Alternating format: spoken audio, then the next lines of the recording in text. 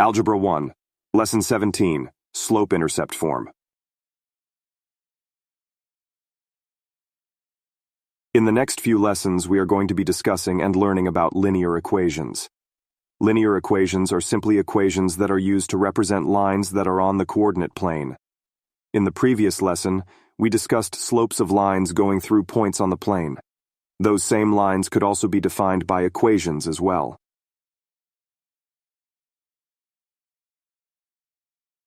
Here we have a graph of a line going through the origin with a positive slope. This line has a corresponding equation of y equals x or x equals y. This means that every point on the x-axis equals the same point on the y-axis. Equations are always more flexible than that, though.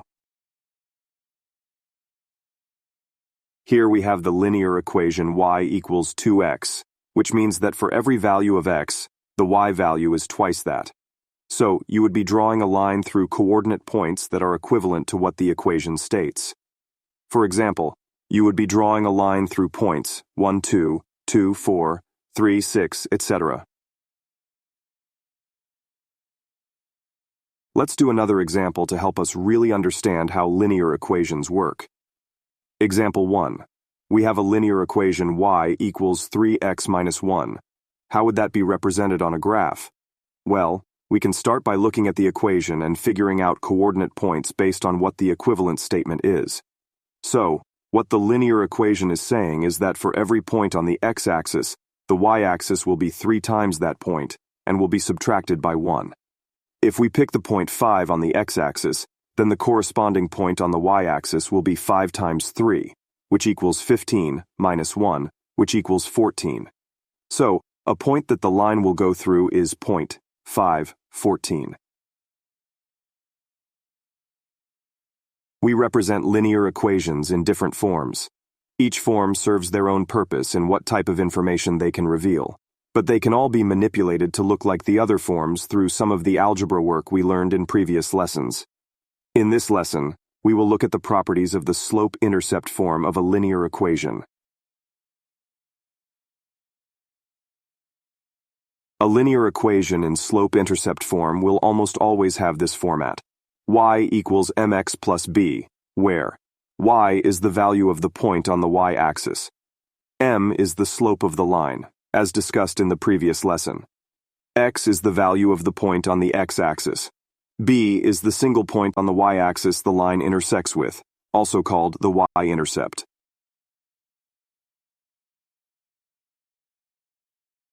Let's look at the previous linear equation and dissect it. Y equals 3x minus 1. Y is the value of any point corresponding to the y-axis, once the other side of the equation is evaluated. M is the slope of the line that can also be calculated with the slope formula, using any coordinate 2 points you can derive from the equation. X is the value of any point corresponding to the x-axis. Usually you pick random values of x to find the corresponding values of y to plot points on the plane to draw a line through. B is the value that shifts the intersection of the line through any point on the y-axis, based on the operator in front of it. Let's do an example with a different equation and see if you can find all the components.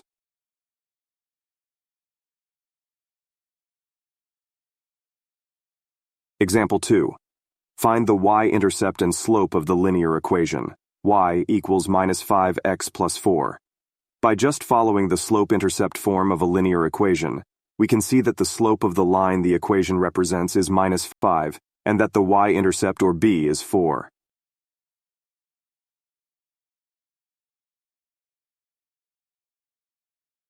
Like there is a y-intercept, there is also an x-intercept for linear equations.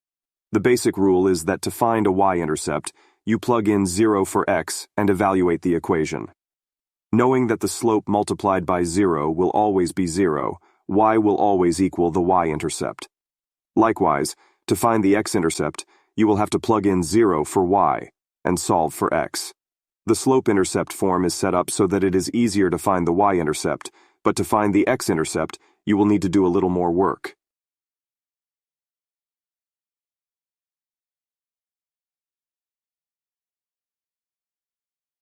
Example 3. Find the x-intercept for the following equation. y equals 6x minus 5. When finding the x-intercept, we need to find the single point the line goes through on the x-axis. We can do that by replacing y with 0 and solving for x. So we have 0 equals 6x minus 5. Subtract 5 from both sides, then we have minus 6x equals minus 5. Divide both sides by minus 6 and we arrive to our final answer, x equals 5/6. So the x-intercept will be 5/6.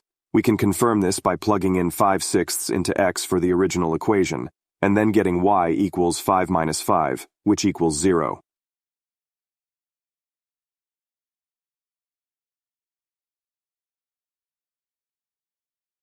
Another important skill to have in math is knowing how to represent equations on a graph. We already talked about it earlier, but let's do an example.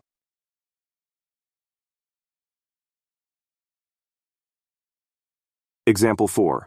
Graph the linear equation y equals 8x plus 9 on the coordinate plane. Graphing linear equations presented in this format is as easy as plugging in arbitrary x values, evaluating the y values, plotting the coordinate points, and drawing a line through them. As far as the slope, we will get to that soon. So, plugging in some convenient x values, we get these three coordinate points, 0, 9, -1, 1, and -2, -7.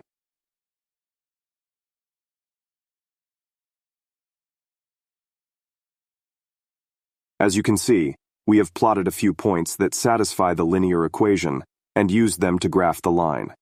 We didn't need to find the slope, but one important aspect of the slope is that it helps us navigate through different points on the line.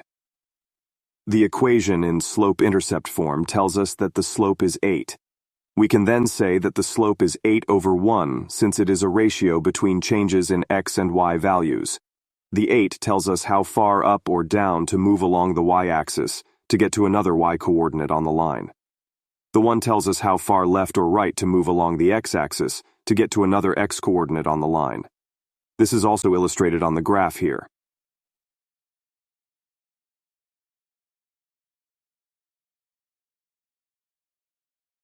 The slope-intercept form is a commonly used form for many equations you will come across in math and science. There are other forms that we will investigate, and they will serve their own purpose. Finally, it will be important to know how to rewrite these linear equations in their other forms. We will get to that later. See you in the next lesson.